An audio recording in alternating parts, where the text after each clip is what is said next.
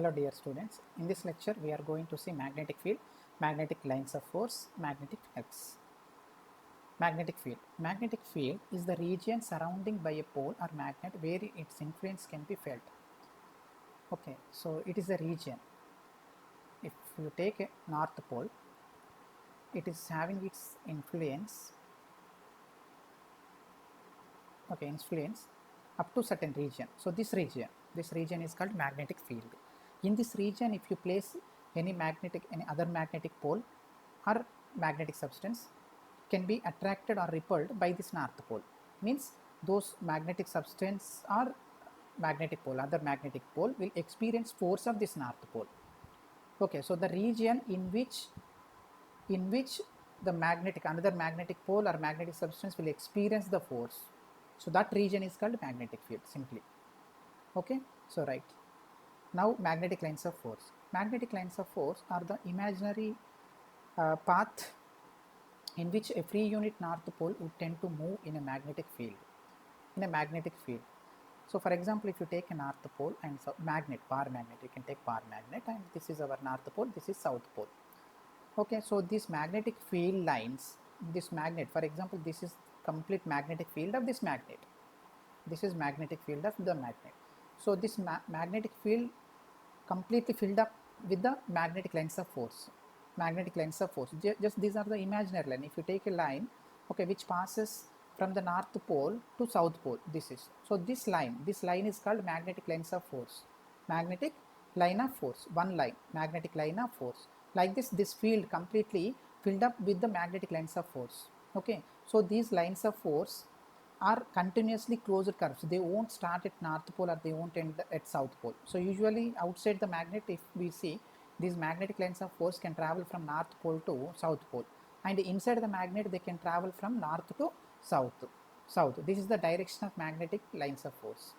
Okay, so like this, completely these lines of force can be filled or containing with these lines of force. Okay, like this. So usually we can find the direction of these lines of force by using a compass or needle. Okay, needle. So how we can find this? So usually we can take one needle, magnetic needle, and we can place at north pole, such that the north pole of the magnetic needle can be repelled by this north pole, and south pole will be attracted. So when we place like this is our magnet. Just to form this magnetic lines of force, I am explaining. So this is our north pole, this is south pole. Now when you place a magnetic needle or compass like this is, and south pole will be here and north pole will be here. North pole will be repelled and south pole will be attracted. Okay, so like this, so that you can mark at this point north, and you can take out this compass and you can place here again this compass where its south pole will be coincided at this point. Okay, like this. Again here south, and here north. So like this, by placing the compass in such a way, the south pole of the compass will be coincided with the points which we are mentioning, so that finally we get like this is the like formation or shape of magnetic lines of force. Okay, so in the same way, if you do same experiment on this side, so you will get same line of force like this. Okay, so this is the like shape of the magnetic lines of force around the bar magnet. Okay, so these lines, imaginary lines, which can travel from north pole to south pole of the bar magnet, are called magnetic lines of force. Okay, now we are going to see the properties of magnetic lines of force.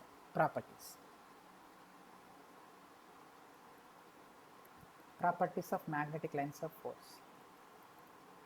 Okay, so first and foremost important property, okay, these lines of force can travel from north, outside the magnet.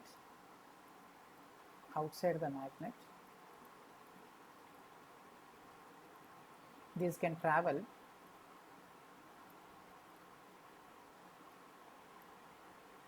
from north to south,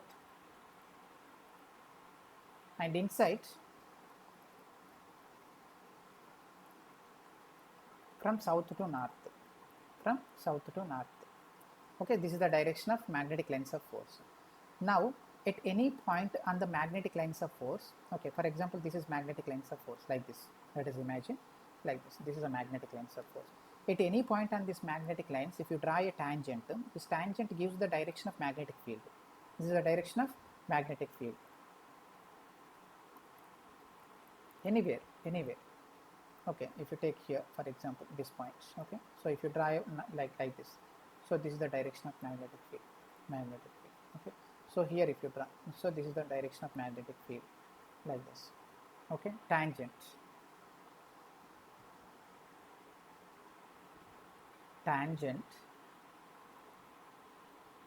at a point on the magnetic lines of force gives the direction of magnetic field.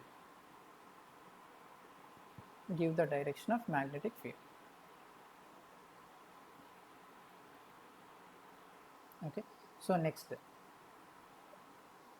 no two lines of force can intersect with each other.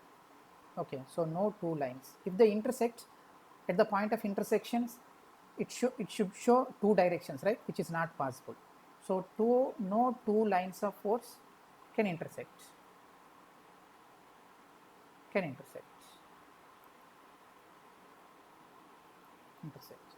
Okay, so right now this lines of force, where lines of force, the density of lines of force is more, there the magnetic field is more. Okay, so where there is more dense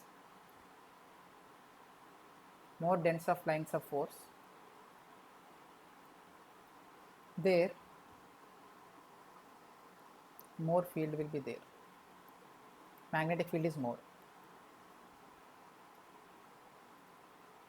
will be there. So these are the properties of magnetic lines of force. Okay, right. Now if you take north pole, these magnetic lines of force away,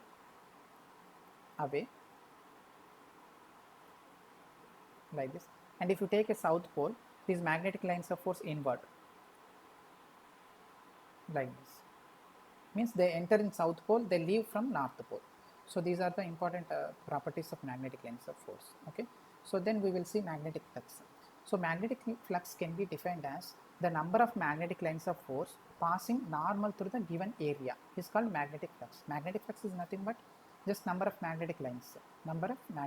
If you take a magnet and like north pole, okay, north pole, south pole. So from this north pole, how many lines are passing? Like this, in given area.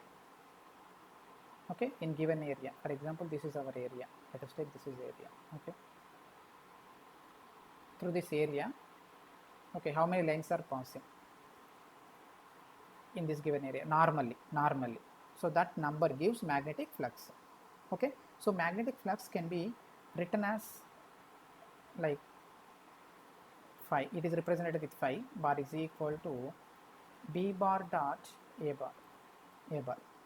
Okay, so magnetic field into area, dot product of magnetic field and area. So about this formula, even you will learn in next moving charges and magnetism. So as we are discussing only about magnetism and matter, so we are not discussing much about this formula. Okay, just as I am explaining about magnetic flux, I have written the formula, this one. Here area vector is perpendicular to the this surface area. Okay, surface area. So this is about magnetic flux. Okay, thank you.